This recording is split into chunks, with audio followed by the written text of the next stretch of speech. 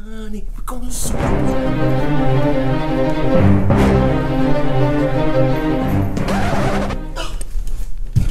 Shit. Oh. Yo, everybody, how you doing? K-Dig Bad here, and I hope you're enjoying your Sunday. I hope you're having a wonderful day. I was just hanging around. I had been watching some Eagle video makers getting all butthurt about me and Nitro Freak discussing possible trade scenarios for Nick Foles. Like somehow, with having ideas is going to hurt everything. But it was funny. I enjoyed it. I love it. I love them get mad, but more on that in a second. Right now, I want to talk Vinny Curry. I want to talk Vinny Curry, and first of all, shout out to Nitro Freak for letting me know that Curry has not been released yet, or he is not definitely going to get released yet. What is going on right now is the Eagles are negotiating with him. They're trying to keep him at another salary. There's some trade interest in there, maybe especially if they can get him to, come down in salary, rework it. Maybe they could get trade for him. Maybe they can keep him because it's a friendly number. You see, if they cut Vinny Curry before June 1st, it's a $6 million dead money hit. Okay, and they would save $5 million, but they're going to pay more in fines and penalty of dead money of $6 million than they would in cap savings. Now, if they wait till June 1st, okay, if they wait till June 1st or after June 1st, to cut him, then they would only have to pay a $2 million dead money hit and a $9 million salary cap savings. So there's some incentives to try to keep him on until after June 1st and then cut him.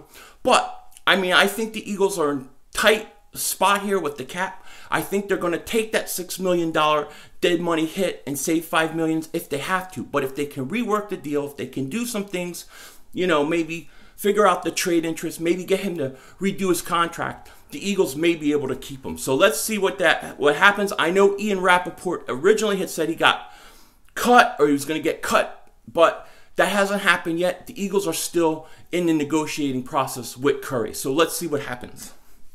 Now, the second part of this, I have a question for you. I have a question for you, Eagle fans. I want to know this. We are in an unprecedented situation. A situation that has never, ever occurred. Okay? Not that I can remember. Maybe somebody can tell me, but we have a 29-year-old quarterback in his prime who's really never been given, in my opinion, a fair chance to be the man.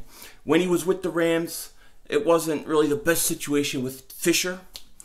But Nick Foles just won a Super Bowl MVP. He just won it a month ago. What is his trade value? The truth is, the values are all over the board. They're all over the place. Some people think he's worth a third or fourth. That's it. He shouldn't get credit. It's the team. Some people say, oh, the offensive line was so good. He stood in there. He didn't have to do anything. He shouldn't get credit. Now, I don't agree with that because you got to make the passes. You have the situation and the pressure of the moment. You got to perform. Then you have some people that say, oh, well, he's maybe worth a first-round pick, certain first-round picks, that kind of thing.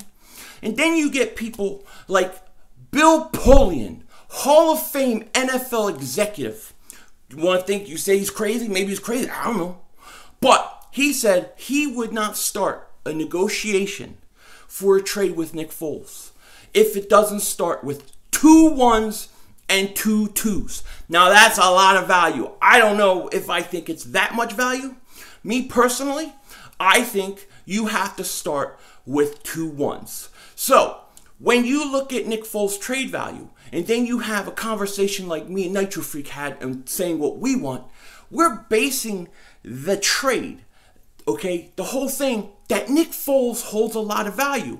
You see, a lot of these quarterbacks that people spend 3 first rounds like RG3 and all the stuff the Eagles traded for.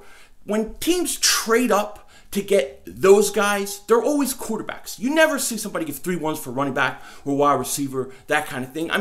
Atlanta did trade up to get Julio Jones, but they didn't pay the price that the Redskins paid for RG3, that kind of thing. Because teams trade up to get the franchise quarterback, the quarterback they believe can one day be a Super Bowl MVP and win them a game over Tom Brady, and that kind of thing. Well, this time, the roles were kind of reversed. The team with the quarterback that could do that is trying to move up with the team that doesn't have him.